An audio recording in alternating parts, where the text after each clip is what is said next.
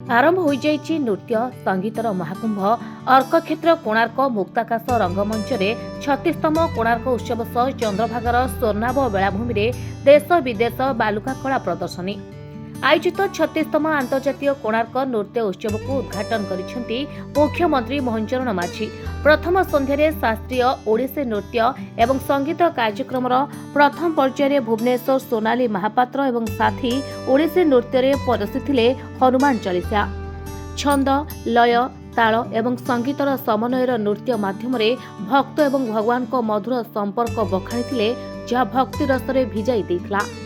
परे सुध नृत्य सारंग पलवी नहीं आसी जहाँ प्रस्फुटित फूल परी सुंदर भाव फुटिथिला मंच उपरे शिल्पी मानक चातुरे उद्घाटन संध्यारे द्वितीय पर्व हैदराबाद भारत नाट्यम दर्शकों को विभोर करथिला। शिल्पी माने रामदास को तेलुगु भाषा रे रचित महाविष्णु 10 अवतार नहीं वर्णित 10 अवतार परिवेषण करथिले। चंद्रभागार स्वर्णाभ बेलाभूमि आयोजित हो जाइछि 15तम अंतर्जातीय बालुका कला महोत्सव। भारत वर्षर प्राय 135 जन शिल्पी जोग देइछन्ति। स्पेन रूसिया जापान पर्तुगाल और श्रीलंकार प्राय 5 जन विदेशी बालुका शिल्पी चंद्रभागा बेलाभूमि रे कला नैपुण्य देबारे लागिछन्ति। प्रथम दिन में पुरुष बालुका शिल्पी माने मंदिर एवं ऐतिह्य एवं प्राचीन स्थापत्य उपर आकर्षणीय बालुका कला प्रदर्शनी करथिबा बेले महिला बालुका शिल्पी माने ओडिया अस्मिता एवं संस्कृतिर प्रतीक कला प्रदर्शन करथिले। यासह पद्मश्री सुदर्शन पट्टनायक द्वारा निर्मित बालुका कला गैलेरी एवं सुभद्रा शक्ति मेला को मुख्यमंत्री मोहन माझी उद्घाटन सह बुली देखिथिले। आज द्वितीय संध्यारे कुचिपुड़ी एवं ओडिसी नृत्य परिवेषण हेबो। ये कोणार्क महोत्सव होउछि आम ओडिशार सांस्कृतिक अस्मितार एक उज्जवल परिचय एवं ये उत्सव अवसर रे आज ओडिसी नृत्य सहित देशर प्रसिद्ध शास्त्रीय नृत्य भारतनाट्यम कथाकली मणिपुरी कथक ये नृत्य सब आज बहुत उच्च कोटीर परिवेषण करा जाइछि। आ निश्चित भाव में मुझे स्वागत करुछि। आम देशर ये जो शास्त्रीय नृत्य गुड़िक यह केवल एक आर्ट फॉर्म नुहे, एगुड़िक होउछि कला माध्यम आध्यात्मिकतार एक महान अनुभव एवं या भितर ईश्वर प्राप्तिर एक सुंदर एथिरे गोटे आमर मार्ग रही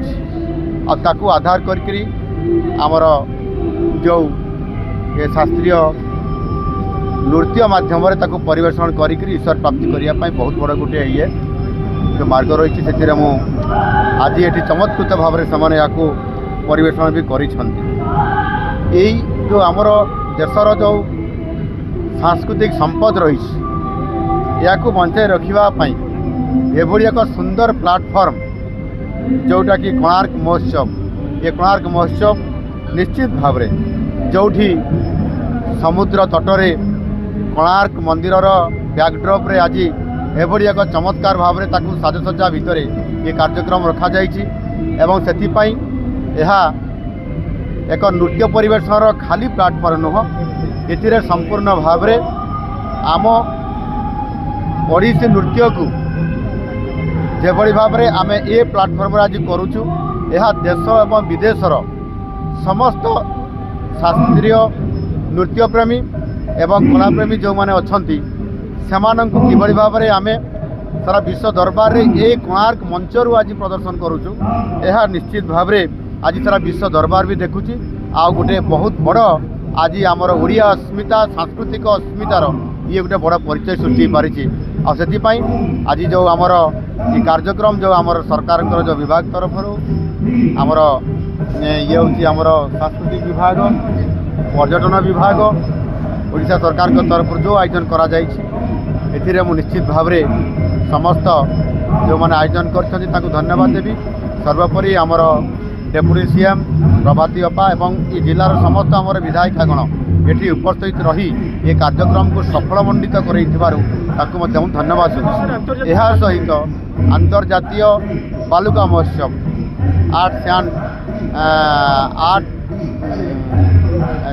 सैंड आर्ट जो आमर प्रदर्शन होती जो फेस्टिवल ये 12तम 15तम फेस्टिवल ये 15तम अंतर्जातीय बालुका फेस्टिवल जो होती निश्चित भाव में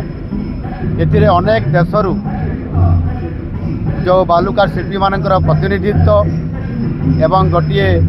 देशर गोटे कलार गोटे सांस्कृतिक चिन्हर से संपूर्ण भाव में संकेत दौथुबा एवं ये संपूर्ण भाव में ये जो बालुका शिल्पी ताहार जेभली भाव में अति उच्च कोटीर भाव में प्रदर्शन कर प्रत्येक राज्यरू आसीथिबा एवं विभिन्न देशरू आसीथिबा समान जेभली भाव में चमत्कृत करिसंती वास्तविक यह अनन्य